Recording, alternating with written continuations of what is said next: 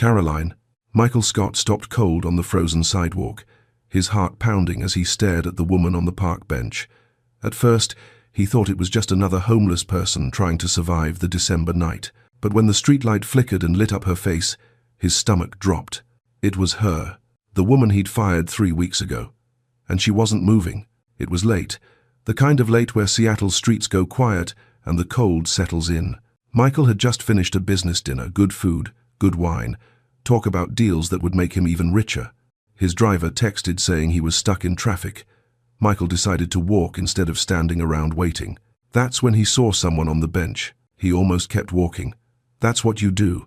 You see people sleeping rough, and you keep moving, because if you stopped for everyone, you'd never get anywhere. And Michael had gotten very far by not stopping, but something made him slow down. Maybe it was the way she was curled up, trying to stay warm. Maybe it was something he couldn't explain. Maybe God just wouldn't let him walk past. He took a step closer.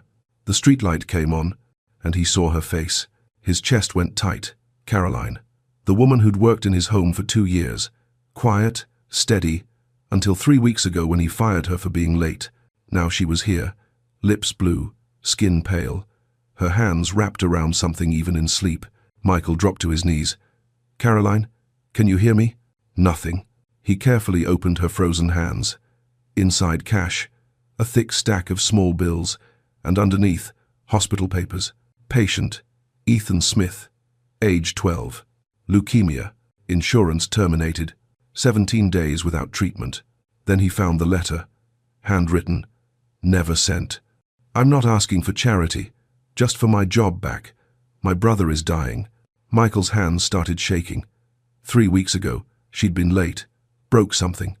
He told her to leave, never asked why. Now she was here, holding everything she had, and it still wasn't enough. He ripped off his coat, wrapped it around her, and called 911. As the sirens got closer, one thought kept hitting him. She'd been waiting for him, and he'd never looked down. Before we continue, like, subscribe, and tell me where in the world you're watching from. Because sometimes God puts someone right in front of us, and we're too blind to see them, until the moment we can't look away. This is that moment. Michael's home was the kind of place that felt more like a museum than somewhere anyone actually lived. Everything had its spot.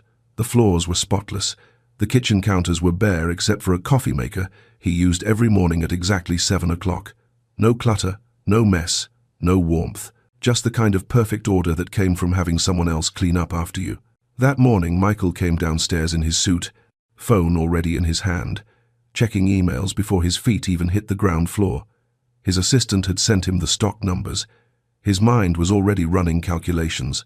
He walked into the kitchen expecting his coffee to be ready. It wasn't. He frowned and glanced at the clock.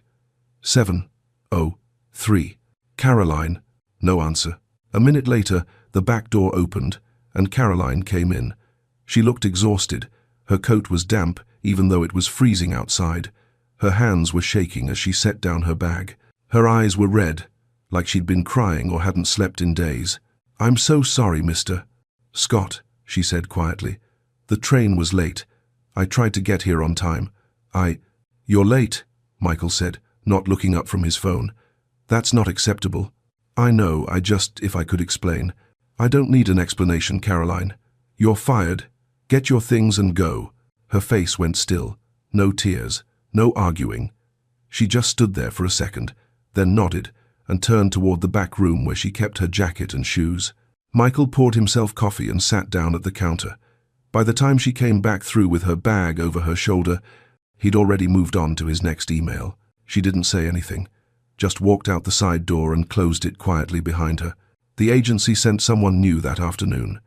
She talked too much and didn't know where anything went, but Michael didn't say anything. By the end of the week, he couldn't even remember what day Caroline had left.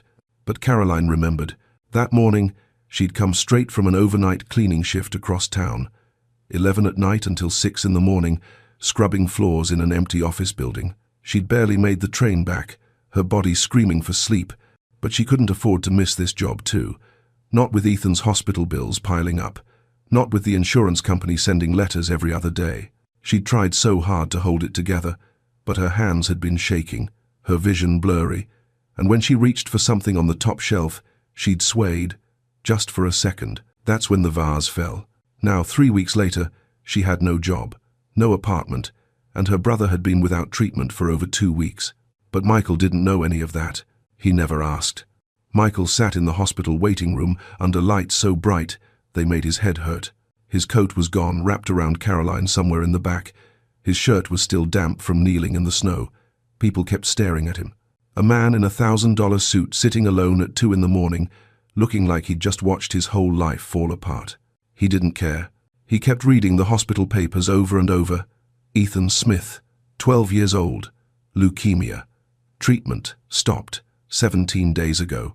A nurse walked past, and he caught part of her conversation with another staff member. Hypothermia, severe malnutrition. She's been living outside for at least a week, maybe more. Michael's stomach turned. The other nurse lowered her voice. There's a kid in our system with the same last name, 12 years old, oncology. Treatment was suspended when the insurance got cut off. How long does he have? Without treatment? Days, maybe a week. Michael stood up so fast the chair scraped across the floor.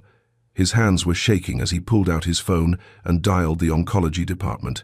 This is Michael Scott. I need to speak to someone about a patient, Ethan Smith. 12 years old. Leukemia. His voice was tight.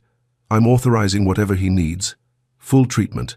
I don't care what it costs. Start tonight. There was a pause on the other end. Sir, that's nearly $500,000. I know what it costs, Michael said. Just do it.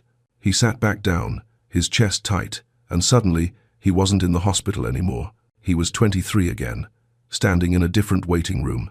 His younger brother in a bed down the hall, 14 years old, hooked up to machines. Same diagnosis, same desperate need for treatment they couldn't afford.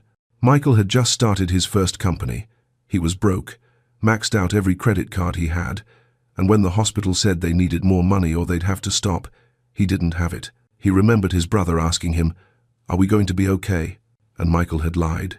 "Yeah, I'll figure it out." But he didn't figure it out in time. He built an empire after that, told himself he'd never be powerless again, never be too poor to save someone. And yet here he was rich beyond measure, and he'd fired the one person who needed him most. A doctor appeared in the doorway. "Mr. Scott? She's awake. You can see her now." Michael stood, his heart pounding, and wondered if Caroline would even want to look at him. Caroline's eyes opened slowly, like she was fighting her way back from somewhere far away. The room was warm, too warm. Beeping sounds, white walls, the smell of antiseptic. She blinked, trying to remember where she was, and then panic hit her all at once. "Ethan, he's okay." Michael's voice came from beside the bed. She turned her head and saw him sitting there, still in his wrinkled shirt, looking like he hadn't slept in days. "He's stable," Michael said. "Treatment started last night. The doctors say he's responding well." Caroline stared at him. Tears started running down her face before she could stop them. Not relief, not gratitude, something closer to disbelief. "Why?" Her voice was barely a whisper. Michael opened his mouth, then closed it. He didn't have a good answer. "Why now?" Caroline said, her voice getting stronger. "You had 3 weeks. I wrote you a letter. I was outside your building for 3 nights. Where were you?" Michael looked down. "I didn't know." "You didn't ask." She wiped her face with the back of her hand. "That morning I was late. I'd been up all night working another job to pay for Ethan's medication. I hadn't slept in 2 days. And you didn't ask. You just told me to leave." "I know." "No, you don't." Caroline sat up a little, her voice shaking. "Men like you don't know what it's like. I wasn't late because I overslept. I was late because I was trying to keep my brother alive, and you threw me out like I was nothing." Michael's jaw tightened. He pulled out his laptop and opened it on the edge of her bed. "You're right," he said quietly. "I didn't see you, but I'm seeing now. And what I'm seeing is bigger than just you and Ethan." He turned the screen toward her, rows and rows of data, names, denial codes, dollar amounts. "This is my company's insurance system," he said. "It's been denying claims for 3 years, targeting low-income families, over 18,000 people. Your case isn't the only one, it's part of a pattern." Caroline stared at the screen. Her face went from shock to something harder, colder. You're telling me Ethan almost died because your computer decided we weren't worth the money? Yes. Her hands balled into fists on the blanket. How many others? Michael scrolled down. 43 denials yesterday alone. Caroline closed her eyes. When she opened them again, they were filled with something Michael hadn't seen before. Not tears, not fear, rage. You don't get to save my brother and walk away feeling good about yourself, she said. You fix this. All of it. Every single person. Your system hurt you. Fix it. I don't know how. Then you learn. Her voice cut through the room like glass. You have money. You have power. You use it. Because if you don't, Ethan lives, and I spend the rest of my life knowing I was saved, while thousands weren't. She looked him dead in the eyes. Can you live with that? Michael didn't go home that night.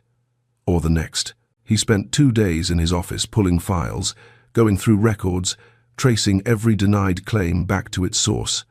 The more he found, the sicker he felt. It wasn't just an algorithm, it was designed, deliberate. The system flagged people based on their zip codes, their income, their medical history. And once you were flagged, every claim you submitted got scrutinized until they found a reason to say no. Caroline's file was there. He found it buried in the employee records. She'd been flagged 2 years ago when Ethan's diagnosis first went into the system. The algorithm had marked her as high-cost dependent risk, and over the next 2 years, it had recommended her termination 6 different times. 6 times, someone had overridden it. Until the vase. Michael's hands were shaking as he kept digging. Then he found the emails. They were from his CFO, Edmund Prescott, sent to the head of the insurance division. Subject line, Q4, cost optimization. Michael opened the first one. We need to reduce dependency payouts by 18% this quarter. Flag all employees with dependents requiring long-term care over $200K annually. Begin phased terminations. The next email was worse. Employee 4738. Termination will save approximately $280K annually on dependent cancer treatment. Approve immediate coverage cessation upon exit. Employee 4738. Caroline. They'd calculated Ethan's death as a line item. Michael sat back in his chair, his chest tight, staring at the screen. He felt like he was going to be sick. A knock on the door made him look up. Caroline stood there, still pale, wearing clothes someone from the hospital must have given her. She wasn't supposed to be out yet.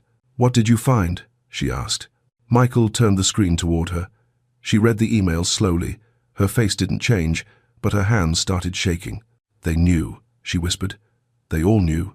It goes higher than him, Michael said. The board approved these protocols 3 years ago.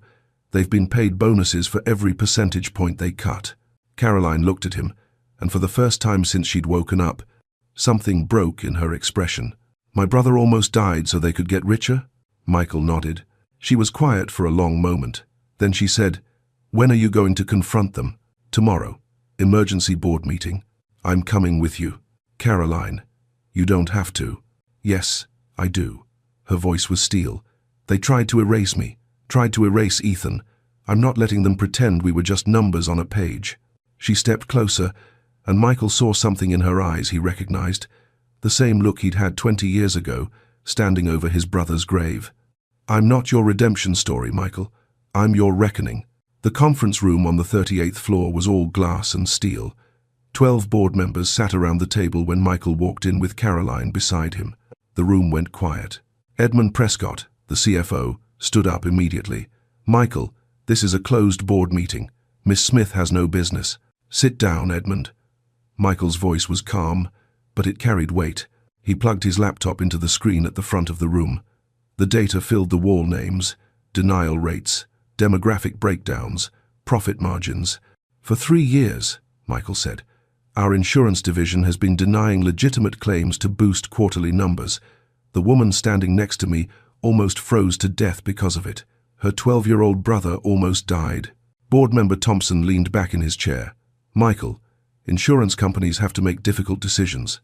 That's the nature of. Her brother has leukemia. Michael cut him off. He's 12 years old, and your system flagged him as too expensive to keep alive. Prescott stood again. This is completely inappropriate. We followed standard actuarial practices. You sent an email, Michael said, pulling it up on the screen. Employee 4,738. You called her a high-cost dependent risk. You calculated how much money the company would save if her brother died. The room went completely silent. Caroline stepped forward. Her voice was quiet, but every person in that room heard her. My brother's name is Ethan. He's 12. He likes basketball. He wants to work with animals when he grows up. She paused.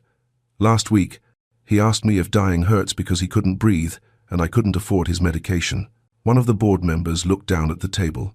Caroline kept going. You see spreadsheets. I see Ethan asking me why I can't save him. Every one of those 18,000 denials is someone's Ethan, someone's mother, someone's child. Her voice cracked slightly, but she didn't stop. If that's how you do business, then you're in the wrong business. Thompson cleared his throat. This is clearly emotional, but we have shareholders to answer to. We can't just... I'm shutting down the algorithm, Michael said. Today, I'm refunding every wrongly denied claim from the past 3 years, and I'm giving this board a choice: help me fix this, or find another company to run. Prescott's face went red. If you do this, we'll vote you out as CEO. You'll lose everything.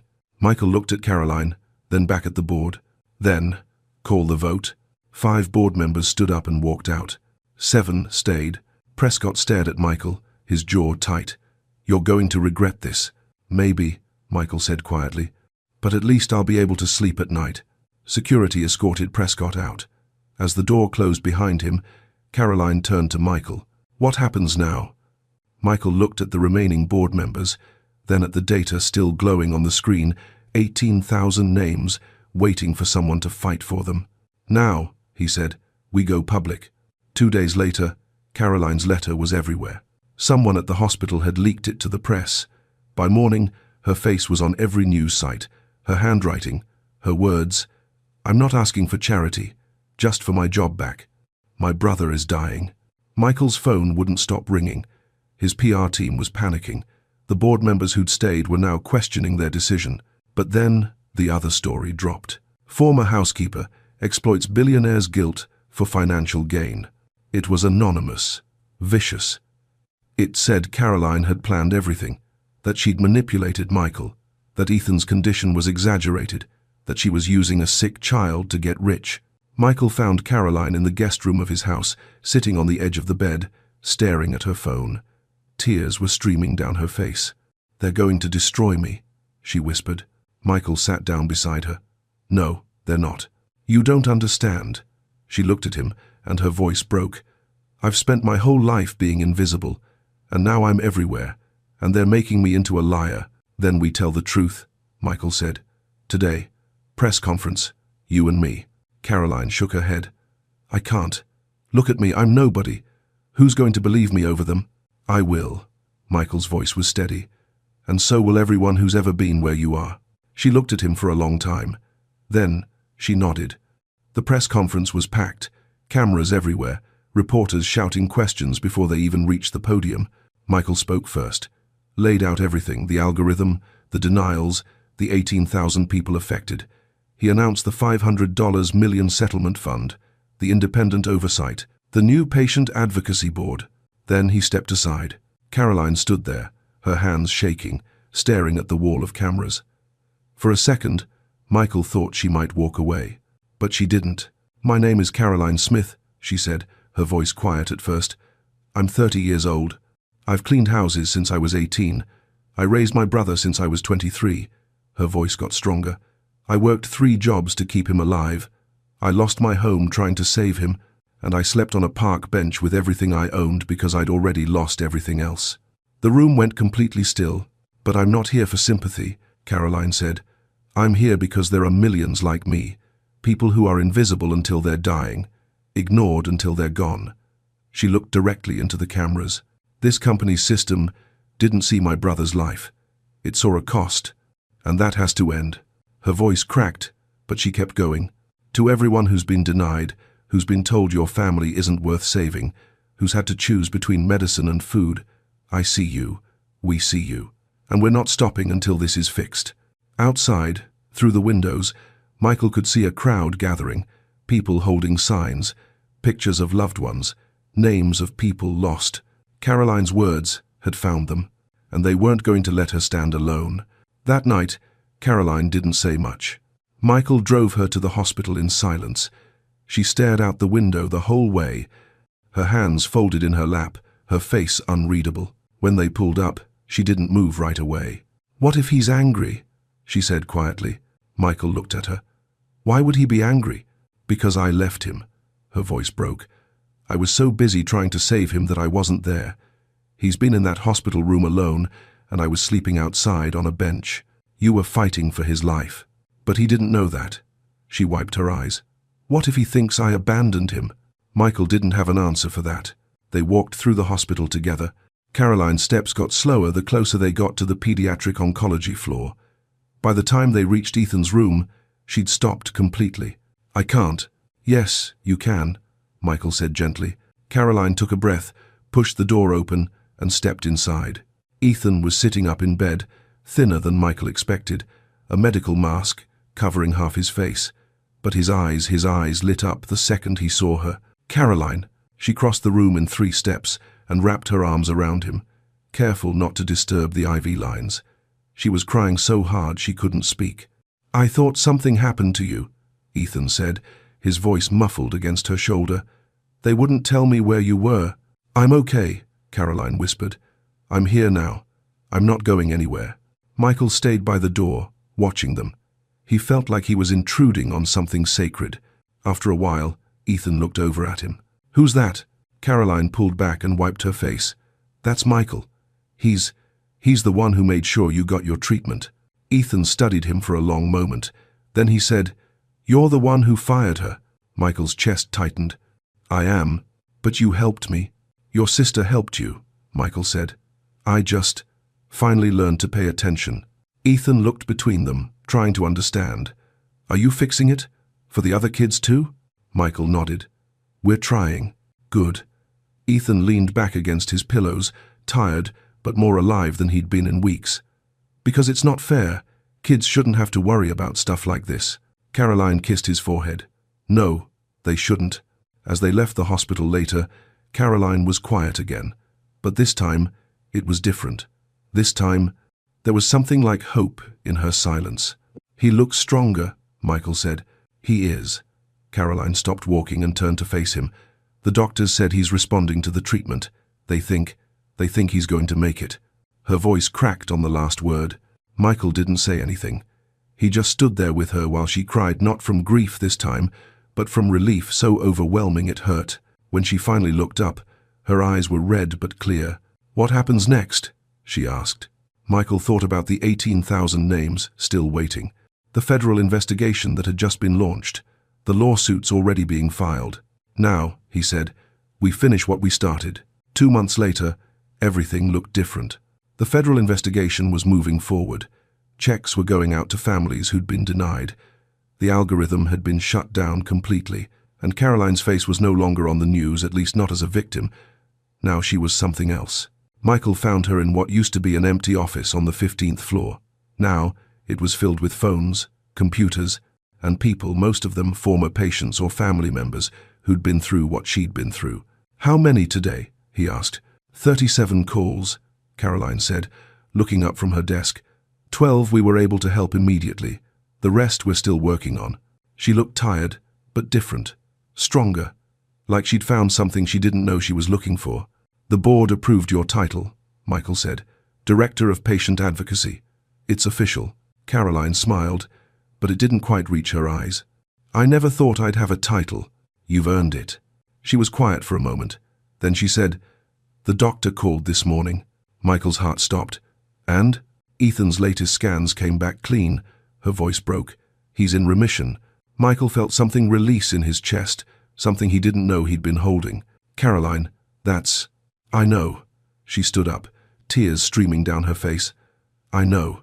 They stood there in that small office, and for the first time since that night on the bench, Caroline looked like she could finally breathe. "He wants to meet you," she said. "Really meet you, not in a hospital room." The next day, Caroline brought Ethan to the office. He was thinner than other kids his age, his hair still growing back in patches, but he was smiling, really smiling. Michael met them in the lobby. "Hi," Ethan said, extending his hand. Michael shook it carefully. "Hi, Ethan. It's good to see you."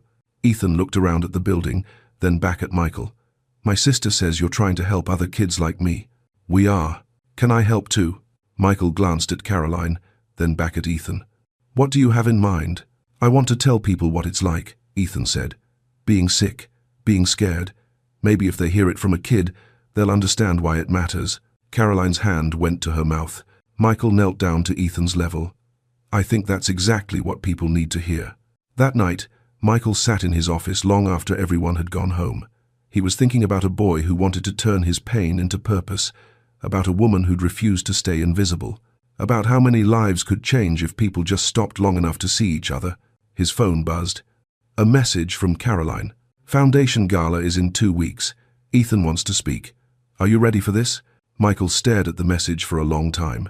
Then he typed back, "Let's show them what redemption looks like." The ballroom was full.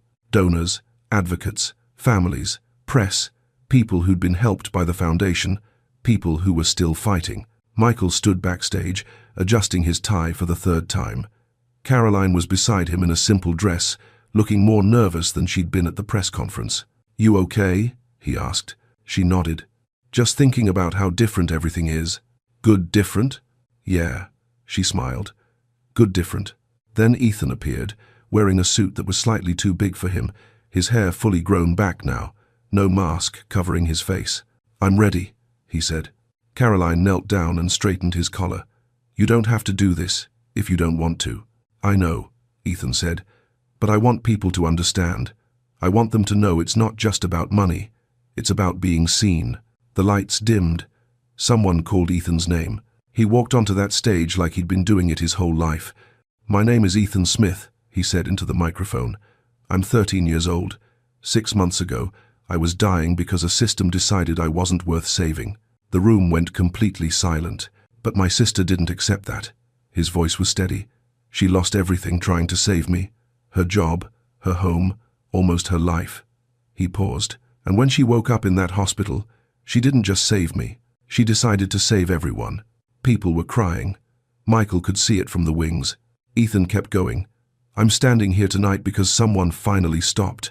Someone finally looked. And I think that's what God does. He puts people in front of us when we're not paying attention, and he keeps putting them there until we finally see." Caroline was sobbing quietly beside Michael. Ethan finished simply, "My sister taught me that being strong isn't about not breaking. It's about getting back up when you do. So, thank you for getting back up. For all of us." The applause shook the room.